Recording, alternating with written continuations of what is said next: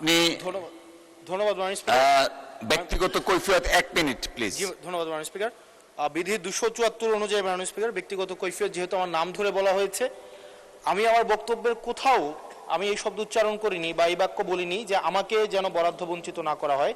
আমি সেটি বলেছি যে আমার এলাকার মানুষকে যেন কোনোভাবে আমার বক্তব্যের কারণে আমার এলাকার মানুষকে যেন বঞ্চিত না করা হয়। 1 নম্বর বিষয়। প্রতি সপ্তাহে সর্বোচ্চবার বিকাশ পেমেন্টে 50 জন হবেন পেমেন্ট চ্যাম্পিয়ন। জিতে নিন টিভি সহ আকর্ষণীয় সব প্রাইজ।